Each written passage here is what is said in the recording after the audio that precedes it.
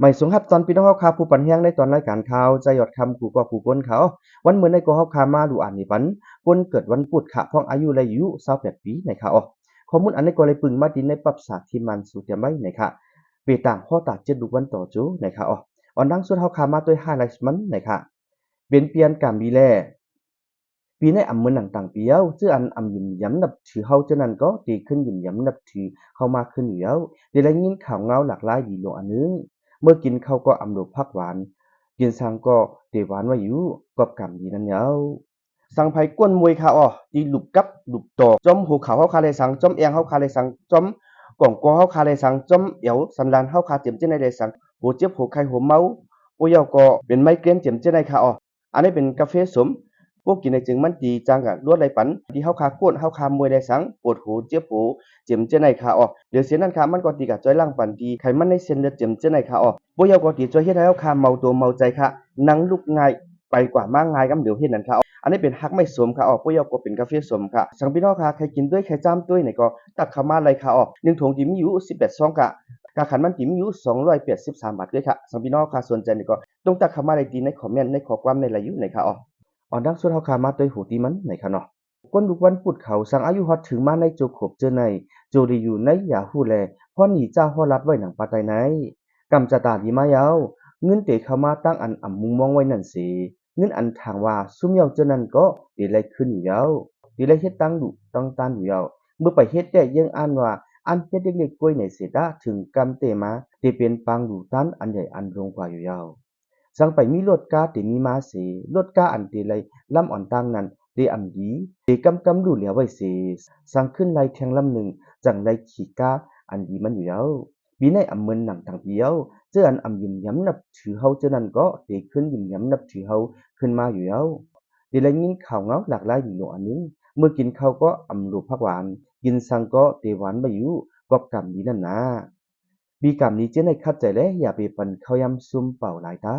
จำหนังเจ้าเก่าคัดใจใดนั้นเดมีพรมีเตรียมทวนขึ้นเหลียวเกี่ยวเลยเงินตองเด้เงินตองอ่ำสู่คำท้องหึงไล่มานำก็จังเซงกากขึ้นนำเหลียว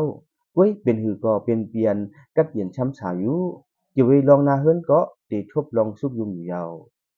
พอสั่งลาดก้นลูกวันพูดเขาไพเสียมมาสั่งอายุฮอดถึง52ไหนจังเปลี่ยนตายผักได้สังอำนั้นกลุ่มสิทธาจังตกลงมาเสไล่อายเปิ้นก้นนั่งนำแล หนังคือเตรียมเป็นหนังนั้นบ่วันจันทร์ตั้มคำสามองเอาผู้หยาหนึ่งใส่ในง่อยเวใหม่เสตอนปันอันเนื้อลำนันตาเจ้าก็มีเงินเสตาสังคเหตุการณ์จึงก้นจอยแถมที่มีมาอยู่ยาวซ้ำว่าเฮาลาลีปันตั้งใครใจเปิ้นปุ้ยเปิ้นซ้ำยุ่มยำสิเฮ็ดจอมซ้ำเปลี่ยนการกว่าได้แลเปิ้นเตขอบใจเฮาไว้อยู่ยาวกอบกรรมดีแลลัดสังกอจังเป็นนั่นอยู่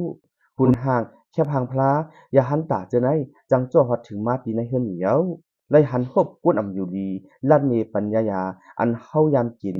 มันซ้ำยุ่มยำสิกินด้วยเตสิตั้งเป็นเอาหายกว่าแลยุ่มยำขอบใจเฮาป้อมสุดอำสิงไว้อยู่ยาวกอบกรรมนี้นั่นนะเหตุการณ์สังกอที่มีพรนี้จังไลเฮ็ดสร้างการงานอันมาอยู่ยาวตัวนับอันบันพรนี้ปีในซ้ำ92384ตัวมีอันบันพรนี้ปีในซ้ำกาคังงายาตลาวันพวกตะฮู้หลูตันนำวีอาศักเจตีกองมุเสสุสุตา เรียกหลู่คำพลา12แคปตาหลู่จองคำสองหลวงตาหลู่ป้าหมอกหมูผุตาพวกไรหลู่หนังในจึงตักเตเป็นมาจอมหนังอันห่อไว้ปันเหนือนั้นเย้าสังผู้ใดอำไรหลู่เฮ็ดยาตลาหนังรัดมาจือนั้นจึงย้อนจู่ลูกหนึ่งห่อไว้อันจ้าแลจังไรทบอันห่อหนังปาไตในเย้าใจจังหมอบอยู่มาใจจังใครออกตังมาตีไรเฮ็ดสังดีๆเต้ก็เตวนอย่าไปอันวนไว้เจ้านั้นก็อำสู่จังเป็นมากำนาเฮิรนอำป้อลีสังไปมีนาเฮิรนอำทางเสจังกึ่งกลางตกนาเฮิรนเย้าย้อนก้นหิมหอมสอดซนแลจังไรทบตั้งอายป้ายอยู่ลีจังยุบยอมจังไรขึ้นห้องยาจังเพียรยาจังยากล้องยาอย่างโหก็จังไขไว้อยู่เย้าเอาคะข้อมูลอันนั้นก็ได้บึงมาดีในปรับฉากที่มันสุดแต่ไม่ในแหละแล้วมาปุ่นเพลันในบันพี่น้องค่ะผู้รับถอมในตอนรายการข่าวใจหยดคำกูก็กูก้นเขาแค่นดอกพี่น้องค่ะข่าวปันเอ็นปันแห้งที่ใน YouTube ข่าวหยดคำ Official ค่ะที่ใน Facebook ได้ก็เป็นหยดคำหานค่ะที่ใน Facebook Page ได้ก็ที่เป็น YK Vlogs นะคะย้อนสวยพี่น้องค่ะเลยอยู่ดีกินหวานเหตุการณ์นั้นก็ให้ขึ้นใหญ่ไม่สูงเดือดร้อนเสียกำค่ะไม่สูงค่ะ